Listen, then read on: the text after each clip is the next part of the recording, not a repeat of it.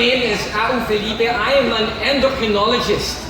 So I mainly deal with diabetes and obese people. And mainly the question I get asked is, Doc, how do I lose weight? So that's what I have to deal with every day. So before we start, let me give you a couple of disclosures.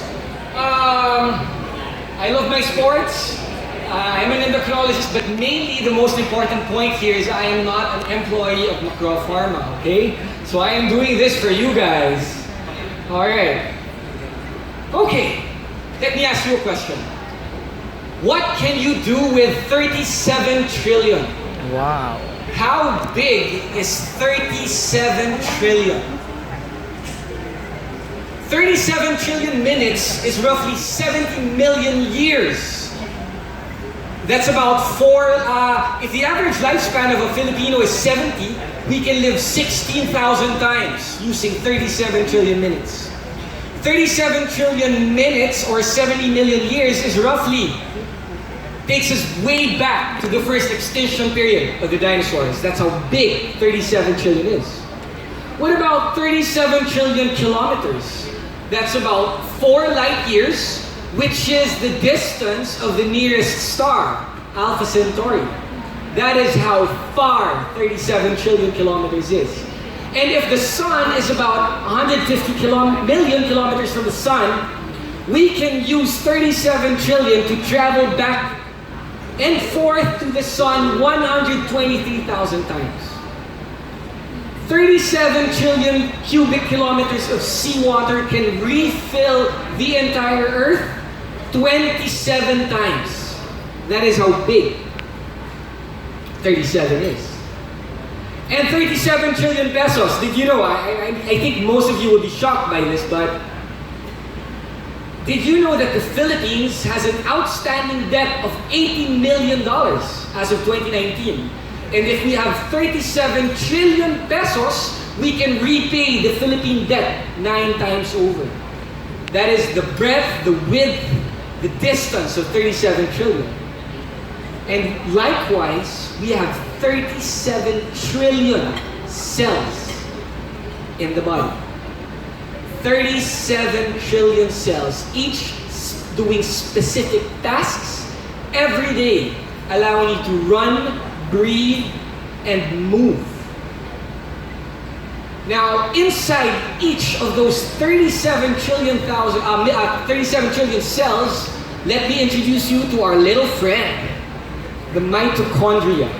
This is literally the powerhouse of our cells. It makes the energy you're doing right now, you're using it to eat, to listen to me. It makes you run, swim, and bike. That is the mitochondria. And inside this mitochondria, what happens? Well, we deal with carbohydrates, protein, and fat. Now this is what I will explain to you in a very simple term, or I'll make you understand it very simply. Carbohydrates is the efficient, we break down carbohydrates into sugars. Proteins we break down into amino acids, and fats we break down into fatty acids, okay?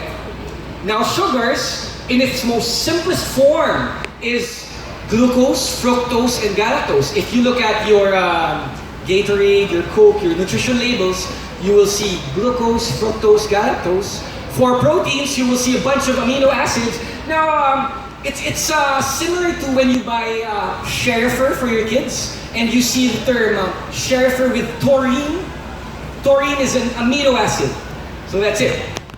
And for fats, we get stuff like stearic acid, palmitic acid, lauric acid. Basically, what you cook food with, olive oil.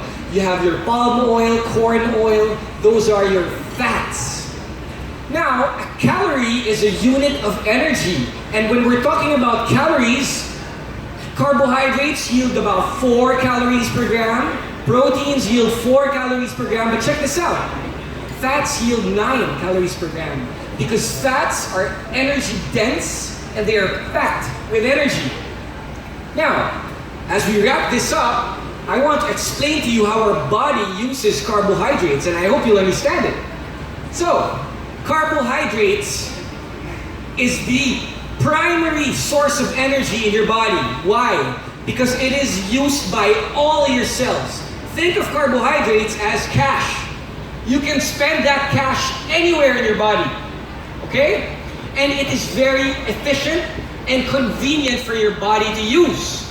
Now, sometimes you run out of cash, especially if you haven't eaten in a while, right? So that's when your body turns to fats.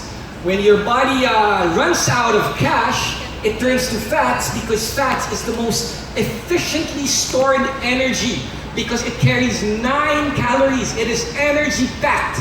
Okay? Now think of fat as your savings account. Now when you don't have cash, you tap into your savings account. So it is used only when no cash. Now here's the thing, and here's what's really important. If you keep on eating the whole day, you'll have a ton of cash lying around. What happens to your savings account? It gets fat. Who else gets fat? We do. We get fat. Okay? So that's what happens. Now, what about protein, Doc? What happens to protein? Well, protein, the body doesn't really like to deal with protein because it's difficult to deal with. It's expensive. It's such a hassle to deal with, to make, to break down. Think of the protein as your BMW. Why? When you run out of cash and your savings account is empty, sure, you can sell your BMW. But do you really want to do that? You worked hard for that BMW, right? Now, similarly, when you haven't eaten in a while, your body has used up its cash, its glucose, your body has used up its fats or its savings account, it begins to break down protein. So that is basically the energy pathway of the body. It is used as the last resort. Now this is where we come in. We pay particular attention to fat, and its breakdown is much aided by L-carnitine. What is L-carnitine? Well, we were waiting for some of the media people to ask, but unfortunately, I had my answers ready, but no one asked it. So, L-carnitine is actually an amino acid that helps fat go into the mitochondria to make energy. That is it.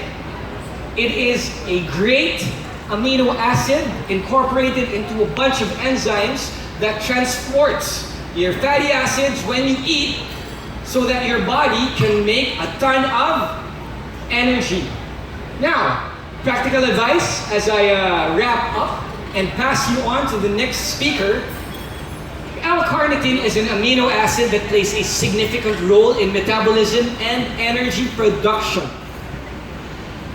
There are medical conditions associated with L-carnitine, and L-carnitine supplements have definite benefits on cardiovascular, renal, and liver diseases, and it may have benefit, it may help with weight loss, athletic performance, recovery from delayed onset muscle soreness, and evidence proves that it's extremely safe on the liver and the kidneys. And when in doubt, consult your endocrinologist or your cardiologist. So with that, I pass you on to the cardiologist. Let me, okay.